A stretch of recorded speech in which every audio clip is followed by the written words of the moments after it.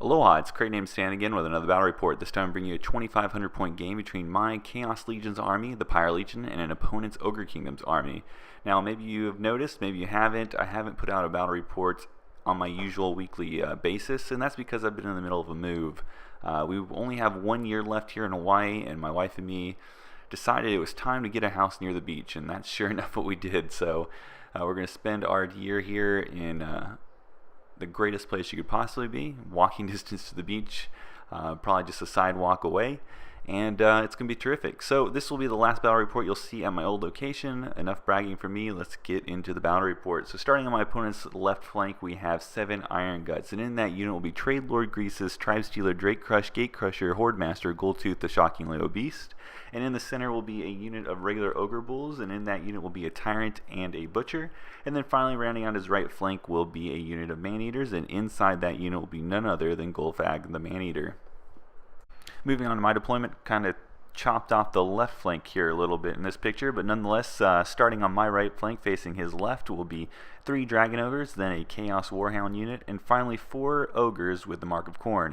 Now everything else in the army that can have a mark will have the Mark of Tzeentch, so that's just a heads up. Moving on to the center though, we have 12 Chaos Warriors, all armed with halberds, then we have a Demon Prince, and then we have another unit of 12 Chaos Warriors with extra close combat weapons. That unit has the BSB, and the other unit, I haven't placed it yet, but there is a level 2. Behind the unit, you'll see Kekus the Pyromancer standing on his own, and then finally a unit of Flamers, or Screamers, sorry. Moving on to the right, we have a unit of Chaos Warhounds again, no upgrades, a unit of Flamers this time, and then 3 more Dragon Ogres. The Ogre Kingdoms use their Vanguard moves, and then they get the first turn, so already after movement, the Man-Eaters are in control of the center of the board and are threatening my flanks if I move up too far forward. The rest of the board looks like so, and I do love GW's boards. I would definitely buy them again. I might buy the extra pieces, but things do tend to slide around, and I can't think of any way to solve this without flocking the board, and I think that's just going to make a mess. Otherwise, here's an overview of the board, and then we jump into Magic. So in the Magic phase, it's not terribly successful for him, but it's not a critical juncture in the game yet considering his spells, so not a big deal. Finally, in the shooting phase, the Man-Eaters take aim at my dogs and actually leave 1 alive, and then after that, I happen to pass my leadership check, and now I'm going to make him pay horribly for that decision. Moving on, we go into my first turn, and I didn't know this because every time I see a Demon Prince it has wings, so I had to look it up. What is the movement value of a Demon Prince? It's 8. That's really, really fast. I don't know how many people actually know that, being that it seems like every Demon Prince is blessed with wings. But since I am movement 8, I was easily able to make this charge. I tried to bring the Warriors in there also, but it just wasn't, it was just a long shot. They were movement 4, so they just weren't going to make it. So in the movement phase, we have the left side here. Things are looking kind of traffic jam-like over here because Greasus has the special ability where D3 units have to take stupidity tests. I have the dogs who are only leadership 5, they're not near the general, they're not next to the BSB, so they're probably going to fail it, and they do, and they lose 1 to that poisonous forest. That's kind of causing a little traffic jam, keeping my ogres from being a threat. I do like the dogs being there. I can shoot them out and redirect something at the last minute, but with this stupidity rule, it's going to cause me some headaches. Over on the right side though, my movement's looking pretty good. The problem over here is I don't have a solution for the Man-Eaters. So as of right now, I'm pulling off that very complex, very brilliant tactic of taking 1 model and putting it in front of a bunch of models. It's going to redirect. I'm probably going to have to do this multiple times, but maybe it'll work out. I can kind of ignore the right side, take over the center and the left. So to be an Ogre player, going against the Tzeentch magic is actually pretty good because chances are you're not going to lose an Ogre to anything I cast, and you're going to get regens. So I'm really dissuaded to cast a lot. I do get rid of his Dispel Scroll. We go straight into combat. I think I do shooting. I give the Man-Eaters regen, but we go straight into combat. We get in a challenge between the Demon Prince and the Tyrant. That's going to make up the entire combat. I end up doing 4 wounds to the Tyrant. He does, I think, a wound to me, but I do Soul Feeder it back. And this is what the board looks like at the end of turn. We go into Ogre's turn 2, and we see the left side of the board. Here he's going to try to get Goldtooth into that unit of warriors there in the center. They have the halberds. Then he also charges the Man-Eaters into this lone dog just to clear it out of the way. It ends up that Goldtooth can't make it. It wasn't that hard of a charge. He just kind of rolled pathetically, unfortunately, and we jump into the Magic phase. In the magic phase, my opponent throws 6 dice at Toothcracker, and I decide to use my Dispel Scroll because I'm about to counterattack with those halberds, and I'd rather have toughness 4 ogres than toughness 5. I then use all the dice to stop his +1 strength, and we go into the combats. So easy enough, the dogs die to the man-eaters. The challenge goes pretty much as expected, and I do that last wound to the Tyrant, and we get a look at the board from the left side. And then we jump into my next turn. So in Pyre Legion turn 2, I look at these man-eaters, and I think I could redirect them. I have the Screamers there, I have the Flamers there, I have the Dragon Ogres there. I could redirect them, try to clean up the points everywhere else.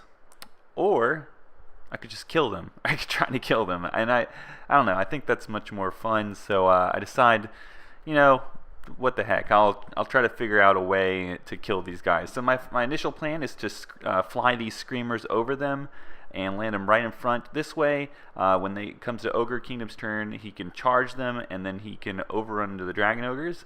And then I'll turn these warriors, as you can see here, and then when it's my turn again, he'll be engaged with the Dragon Ogres, and I can flank him with these warriors. And maybe that'll be enough, finding him the flank with a unit of warriors to beat these man-eaters, and maybe run them down. Maybe, I mean, they are stubborn, but you know, it's a chance. So that's what I'm going to try to do. We'll see how it works out. The only regret I have is that I didn't take my Dragon Ogres and push them back as much as I could. Doing that would have made the overrun not so automatic. If he wouldn't make the overrun when it comes back to my turn again, he won't have any combat bonus for charging, and I would deny his Ogre charge. But I didn't think about that. I got as far as making the setup. A stronger move would have even scooted back a little bit.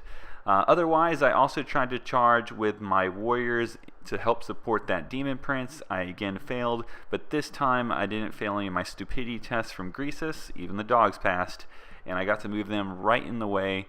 It's just to redirect them from charging into those warriors. In the magic phase, I'm able to really goof it up, and I failed my first level 4. Sorry about the jet going over. And then I roll the 6 dice roll off, getting off Searing Doom, but it only does about 2 wounds. I then shoot with the Flamers, and they do pass the toughness test. I am in danger of giving them a 5+ regen, but he does fail his toughness test, so it does pay off. But I'm really wary about using these. From this point on, I don't think I do use them very often. We go into combat. I do make a challenge. The Butcher says no thanks, so I just push him to the back. This is kind of exciting for me. I feel like I'm going to kill quite a few ogres in just one round of combat. My sword does D3 wounds. So I go to roll the wound, and this is what I roll. This just figures. So, shouldn't have expected anything different. He ends up actually winning this combat. I'm unbreakable. We stick it out, and we go into Ogre's turn 3. And as you can already see, he does make it into the dogs, and then he also declares the man-eaters into the Screamers, easily making that, and we jump into the magic phase. The ogres potentially get off a pretty decisive spell here, getting Toothcracker off in a position where I am being forced to counterattack now. I've already committed twice. In the combat here, you can see the Screamers did get run down, and he connects with the Dragon Ogres pretty easily. And then finally, in this combat, the Demon Prince, I think, does end up winning it. The ogres are stubborn. And here's a look at the board as we go into my next turn. I do in fact end up making this charge here in the flank. I'm feeling pretty proud of myself. Think I'm a little clever for doing this, but we'll see how it works out. I do finally on the 3rd attempt get these warriors to support this Demon Prince. I don't know what I'm doing with the Flamers because they're just not very helpful in this particular game. And then this is what the board looks like on the left side before we jump into the magic phase. I try to bleed my opponent some Dispel dice by casting Infernal Gateway, but he doesn't fall for it. He lets that go through. I do 4 wounds. More importantly, I get a dice back, so that makes us even when I go for Transmutation of Lead, which is more important. I do get it off in the center here, and that's going to be really important because even though he has the toughness buff, now he hits me on 5. So we're kind of both screwing each other over in this combat. We go straight into combat, and the combat just goes my way. I kill quite a few of the ogres, enough. He's not able to do any wounds to me, or maybe kills 1, it looks like. He fails his break check. I run him. No, I don't run him down. I can almost do. I'm 1 inch behind him, and I reform the Demon Prince. We go into the combat with the warriors flanking the man-eaters. We get in a challenge between Goldfag and my BSB. The impact hits do a couple wounds to my Dragon Ogres, killing one outright. We then resolve the combat. I end up doing a wound to Golfag. He does nothing to me. Then he goes to town on the Dragon Ogres, kills a couple warriors. He actually ends up winning. Oh my gosh. I lose by 2. I think I am able to stick. That was really worrisome. And I still have a Dragon Ogre who flees. So then we go into Ogre Kingdom's turn 4. My opponent's going to try to make a long charge here with Goldtooth and the Iron Guts into the Halberd Dragon Ogres. He's going to make that. That looks really bad for me. We're then going to have his other unit rally. In the match phase, my opponent's going to be targeting the unit that just rallied. I'm more concerned about tough ogres than strong ogres because I always can kill the stronger ogres before they strike. So I aim to stop the Toothcracker. In the combat phase, he easily kills those Dragon Ogres. And then over here, this is losing battle. My BSB does take a wound. I do nothing back. I think we exchange casualties. He gets the better of it with the unit versus the Man-Eaters. But I do pass my break test once again. In Pyre Legion turn 4, I bring the Demon Prince and the Ogres into Goldtooth. I bring the Halberds into the Ogre Bulls that just rallied. I actually rally my Dragon Ogre. That was pretty surprising. And I bring the Flamers back around because I'm going to follow these Man-Eaters wherever they go. Also, I move my Sorcerer to a safe zone in the center where I'm assuming I'm going to win these 2 battles. In the Magic phase, I want to try to help out that combat with Goldtooth and the Demon Prince. So I cast Treasonous Inch first, because if I win that combat, they're more likely to break with that out on them, and then I fail to get anything else off. We go into the combat in the top center. The Halberds kill all the Ogres except for the Butcher. The Butcher then breaks and I run him down. We return back to the combat with Goldtooth and the Demon Prince. We get in a challenge. I do 1 wound to him. He does nothing back. That's good. But his Iron Guts kill all but one of my Ogres, and that Ogre does break when I lose this combat. We move on to the right side. All the rest of the warriors get wiped out by the Man-Eaters. Easy enough. The BSB does stick, though. He can't wound him. Or if he does wound him, I just roll my armor saves, and he's stuck there 1 more turn. Ogre turn 5, no combat, no movement, no magic, no shooting, straight into combat. We start on the right. We finish off this challenge here. I end up doing 2 more wounds to Golfag, but then I fail my last armor save. So he wins there. We then go back over to the challenge. We're just doing challenges actually with the Demon Prince and Goldtooth. He ends up doing a couple wounds to me. I do a couple wounds to him, but otherwise we both are still in that combat. So we go into turn 5. I left out a couple pictures. I don't know why, but these Flamers hop the fence behind them. The unit of warriors that are in the top center turn to face these same Man-Eaters, and then when we do go to combats, the challenge ends up just whiffing to each other and they stay where they are. But the more important thing is the magic phase. So we go into this magic phase. I cast 3 magic missiles. They all go off. My opponent lets one go off, then he tries to stop the one he thinks is more important, and I still get it off, and then I get a free one off. So at the end of all those, we have the Man-Eaters looking like this. They do have a 4+ regen save at this point, but they have taken a lot of damage, and here we go into Ogre's turn 6. Oh, I almost missed a very key point here. As you can probably already see in this picture, the Dragon Ogre did rally, and that other Ogre from the combat between Goldtooth, the Demon Prince, and the Ogres, of course, he also rallied. So those are pretty key here as we go into the end stretch of the game. What he's going to do here is he's obviously going to declare a charge against these Flamers. I'm going to stand and shoot. And there you go. He had a 4+ regen. He had his armor, and he just rolled poorly, and he failed. You know, he lost 25% of his casualties to the unit, and he broke. So that was very fortuitous for me. Let's continue on though. In the challenge, we both do wounds to each other. He puts me on my last, and I have him on his 4th, so he has 2 more to go. We go into Pyre Legion turn 6, and I just go ahead and charge the Flamers into the Man-Eaters. He's about 10.5 inches maybe from the board edge, and he rolls up boxcars, so he gets off the board, giving me a ton of points.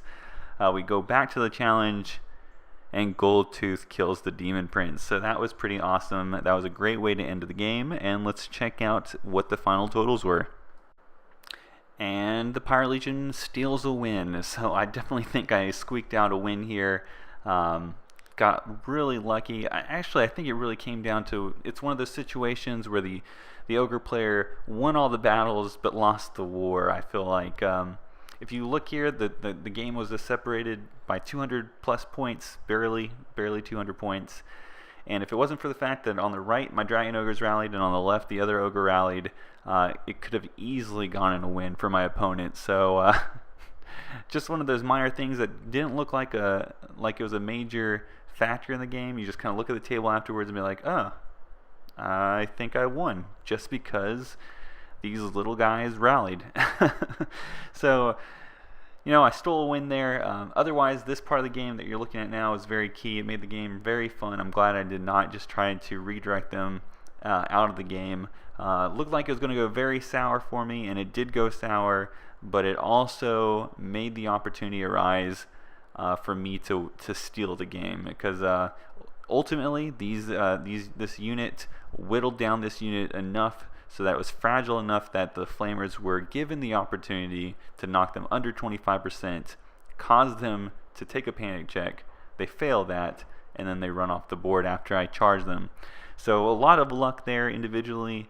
Definitely did not go according to plan, but it worked out, so I'm glad. But like always, I hope you enjoyed this battle report. Thanks for watching. I do appreciate your likes, comments, and subscriptions. And I'll try to have one out next week, but I am still getting situated, so if not next week, then the week after. Thanks again for watching, and see you later.